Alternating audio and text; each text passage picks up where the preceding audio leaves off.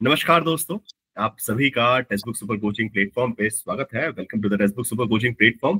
My self Pradyuman Tripathi and today we are here in this topper stock session with a very intelligent, I would say, or it's a very hard-working student who cracked the examination with a wonderful score.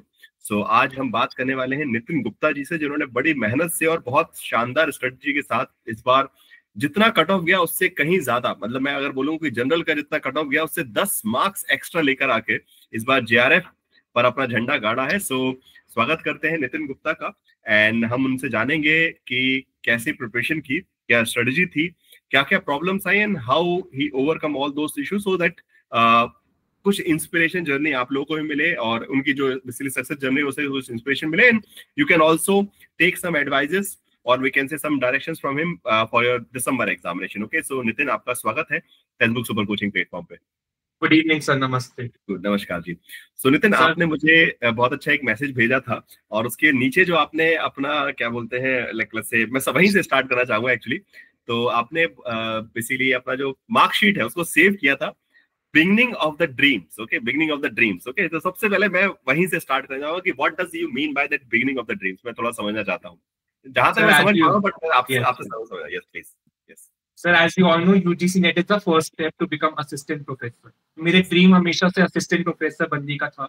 However उस dream को थोड़े obstacles आए, थोड़ी मुश्किलात आई, लेकिन finally आपकी guidance की वजह से, अपने हार्डवर्क की वजह से मैंने उस पहले पड़ाव को पार कर लिया। तो इसलिए मैंने लिखा था बिगनिंग ऑफ अ ड्रीम। मेरी एक ड्रीम की शुरुआत यहाँ से होती है और बहुत अच्छी शुरुआत है। इससे पहले आपने यूजीसी नेट का अटेम्प्ट कितनी बार दिया है?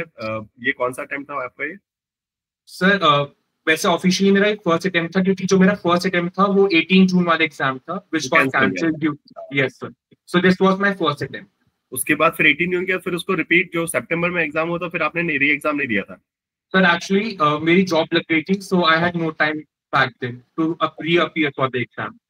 सो आई गेस फिर मतलब सबसे पहला सवाल मेरे दिमाग में यही आ रहा है कि जॉब कर रहे थे आप ऑब्वियसली, उसके बाद थोड़ा सा और again like from that 18 June and वो जो 18 जून का एग्जाम हुआ था उसके बाद जो कट ऑफ आया, then again there was another examination and that is in January, then this is the third examination. Okay, so उसके बाद तीसरा ये एग्जाम था।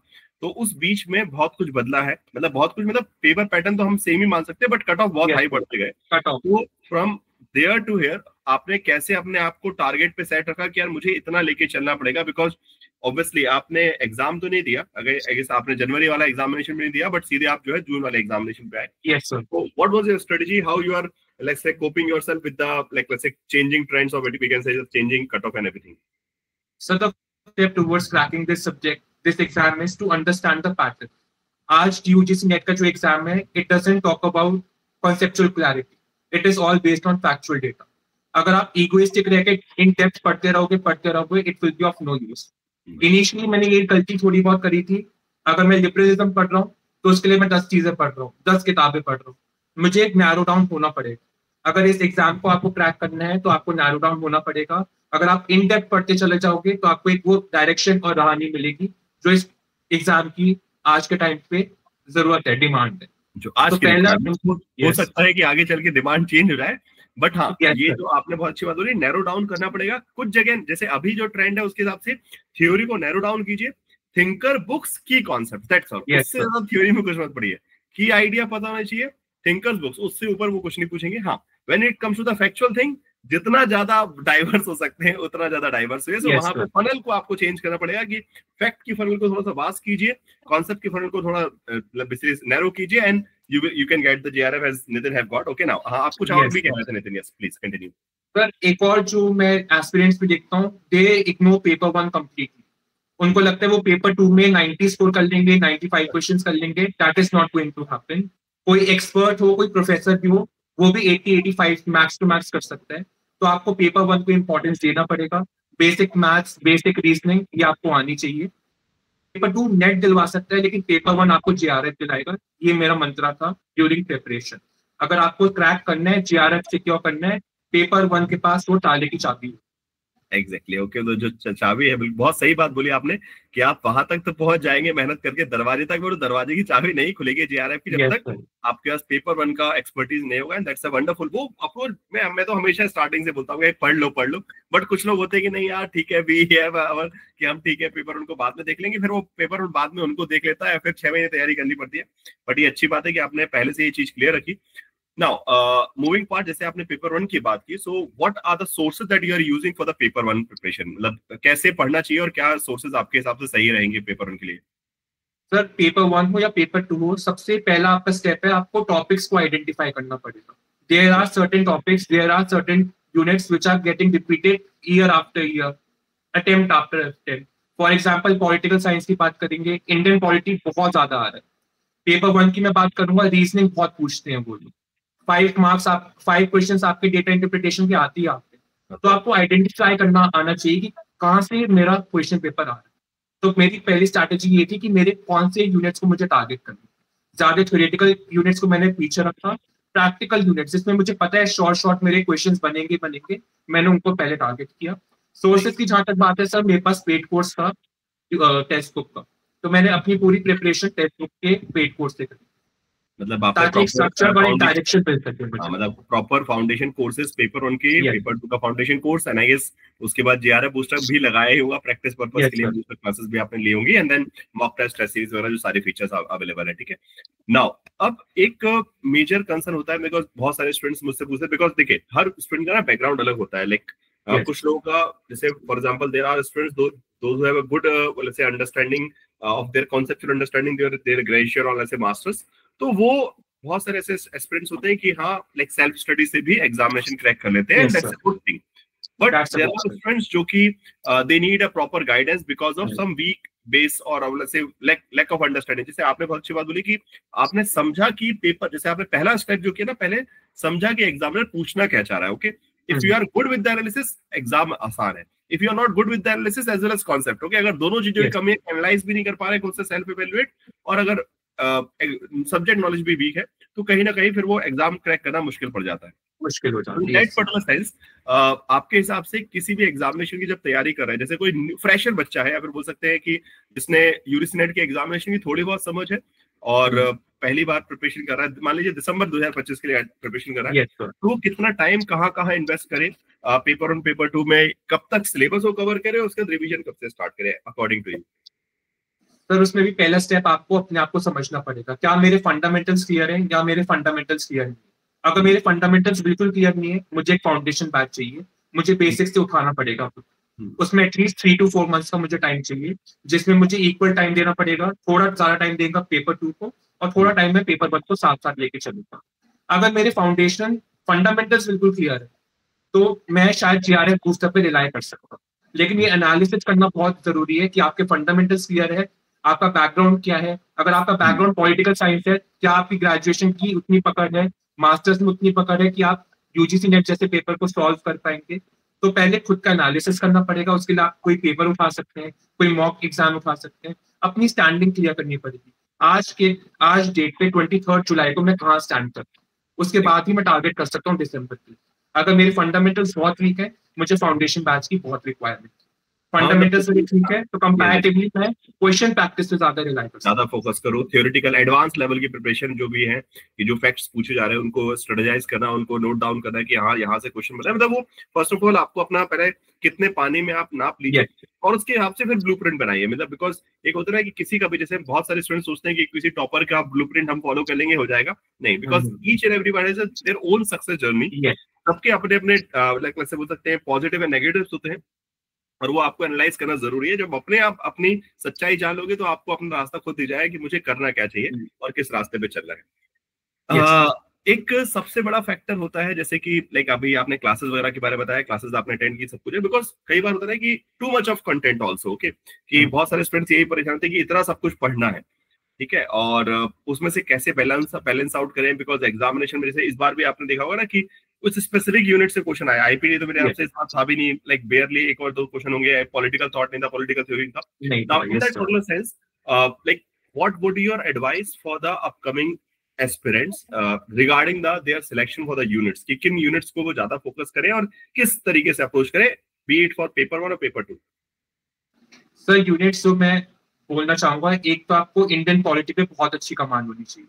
अगर इंडियन पॉलिटी आपका वीक है तो आपका जीआरएफ का सपना शायद सपना ही रह सकता है।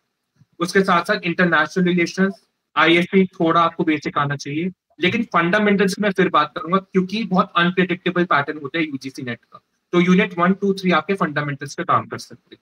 इसके साथ साथ मेरे को पब्लिक एडमिनिस्ट्रेशन मुझे पता है फ्री के मार्क्स देता है अगर मैं उसको स्ट्रक्चर वे में कर लेता हूँ। हाँ, उसमें रिवीजन की भी इतनी जरूरत नहीं है अगर मैंने उसको पहले से अच्छे से समझ लिया है।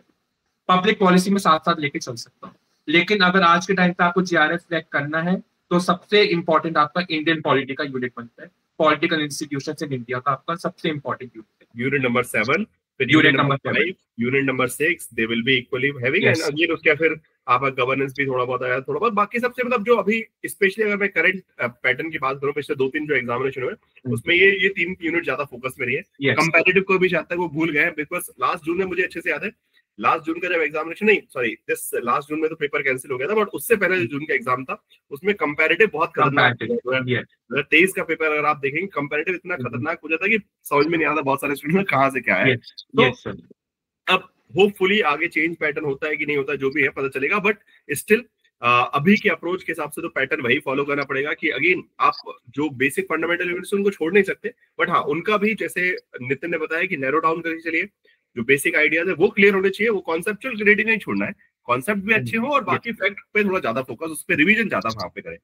नाउ नेक्स्ट जो हमारा मतलब इसीलिए लाइक जब हम यूजीसी नेट एग्जामिनेशन की तैयारी कर रहे होते हैं, सो हमारी कभी कभी ना लाइक बीच बीच में कैसा होता है कि जो रिदम टूटता है, ठीक है, किसी भी स्टूडेंट का कोई भी परफेक्ट नहीं है, और वो रिदम टूटता है कि कभी कभी ऐसा होता है कि यार स्टार्टिंग के 1 महीने तो बहुत रिदम में पढ़े, बट बीच में फिर वो रिदम जा रहा है कि शायद तक रेगुलर क्लासेस नहीं कर पा रहे हैं या फिर उतना प्रोडक्टिविटी नहीं निकल पा रही है, ठीक है। Yes, so in that regard what kind of approach you have adopted so that like keep going in that similar direction, because आपको daily it's not a sprint, okay, आपको ये पता है कि एक ऐसा नहीं कि 100 मीटर दौड़ना है, it's a marathon, रेगुलरली आपको पढ़ना है और एक कंसिस्टेंसी से पढ़ना है। तो वो कंसिस्टेंसी और वो मोटिवेशन कैसे कोई स्टूडेंट अपनी लाइफ में लगा सकता है और आपने कैसे लाया, because obviously you have achieved a wonderful score, तो कुछ ना कुछ तो आप कर रहे होंगे अलग, तो वो चीज हम जानना चाहेंगे थोड़ा सा। सर मेरे फंडामेंटल्स बहुत क्लियर थे। अगर मुझे लग रहा है आज मेरे पास एनर्जी नहीं है, आज मेरे पास मोटिवेशन नहीं है, तो शायद मैं उस दिन बुक्स को ना छूंगा, लेकिन मैं अगले दिन उसको कॉम्पेंसेट करने के लिए रेडी रहूं। सबसे बड़ा मोटिवेशन, मैं एक चीज अपने साथ पूछता था, ये मैं क्यों कर रहा हूँ, why am I doing this, मेरा अल्टीमेट गोल क्या है। अगर आपका अल्टीमेट गोल क्लियर है, अगर आप ट्रूली पैशनेट हो, तो ये एक सिचुएशन आपके पास आएगी नहीं। इन केस आ जाती है, it's okay to take a day और 2 डे ब्रेक, उसके बाद आप अपने आप को रिवैम्प कीजिए, आप रीजेनरेट कर दीजिए, आप और पुश कर दीजिए अपने आप को, लेकिन अपना आपको गोल और डायरेक्शन नहीं भूलने की ये मैं कर क्यों रहा हूँ, पर्पस क्या है इसके लिए। मुझे ये भी याद रखना है कि हजारों कैंडिडेट्स मुझसे कहीं आगे ना निकल जाए, because it's the competitive exam. Competition की बात करता है ये, मेरिट की बात नहीं करता, आपकी कॉम्पिटिशन है ये।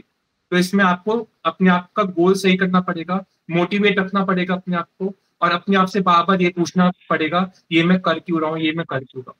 फिर अपने आप को आपको खुद वो एनर्जी मिलेगी जो आपको पुश कर देगी अपने गोल की तरफ। चलिए ग्रेट, ऑब्वियसली। अच्छा, आपने बहुत अच्छी एक बात बोली, स्मार्ट वर्क, जो लाइक कि एक कॉम्पिटिटिव एग्जामिनेशन है and आपको you have to be better than the others, okay, then only you will be able to like let's say like achieve something in this examination.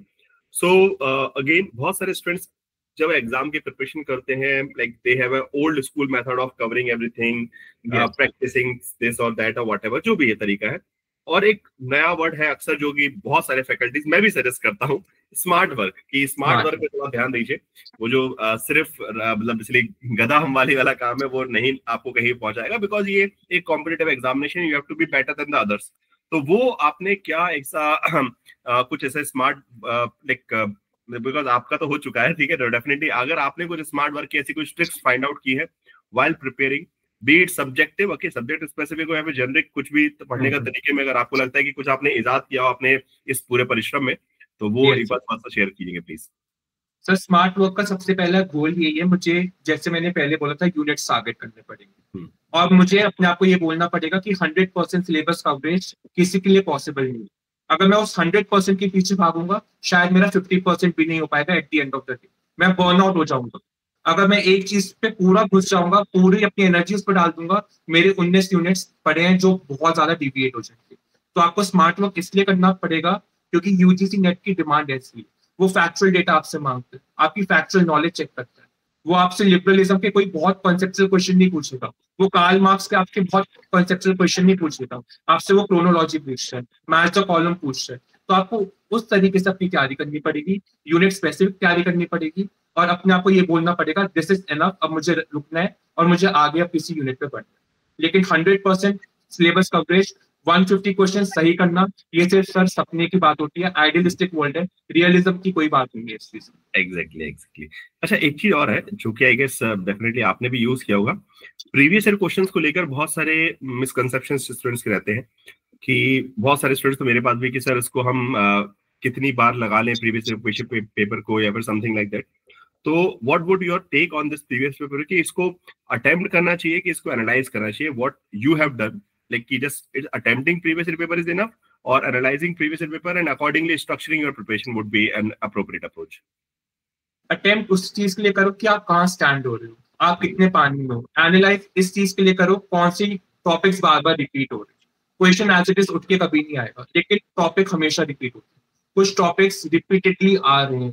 For example paper 1 में data interpretation के वही percentage के सवाल बार बार repeat हो रहे हैं। तो हमें देखना पड़ेगा कौन से टॉपिक्स हैं जो बार बार रिपीट हो रहे हैं। ड्यूरिंग माई प्रिपरेशन मैं शायद उन टॉपिक्स से ज्यादा फोकस करूंगा, और जो टॉपिक्स बिल्कुल पूछे नहीं गए पिछले 3-4 साल में, शायद मैं उनकी बेसिक अंडरस्टैंडिंग ले लूंगा और उस पर ज्यादा ध्यान नहीं दूंगा।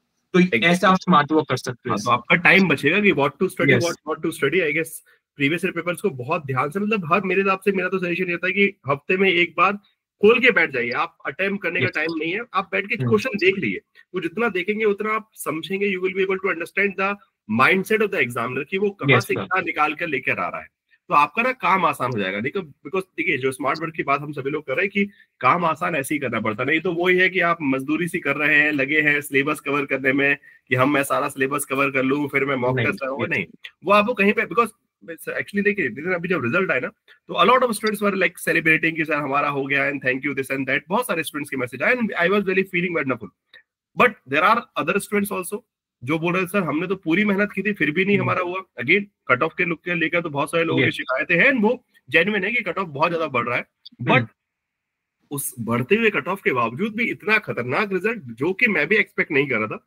जब मैंने कट ऑफ देखा लिटरली मुझे लगा था कि बहुत कम स्टूडेंट्स का सिलेक्शन हुआ होगा। बट टू बी ऑनेस्ट, मैं जब लिस्ट देख रहा हूँ जो हमारे पास डेटा आया है टेक्स्ट बुक सुपर कोचिंग के स्टूडेंट्स या फिर टेक्स्ट बुक सुपर कोचिंग की फ्री क्लास से एसोसिएट स्टूडेंट, वो डेटा बहुत बड़ा है। जीआरएफ का नंबर मेरे पास इतना है कि मैं शायद तक सारे इंटरव्यूज भी नहीं ले पा रहा हूँ कि मैं किसका इंटरव्यू लूं। मतलब तो आई वोंट से कि it was impossible, okay it was possible, that's why you guys are there.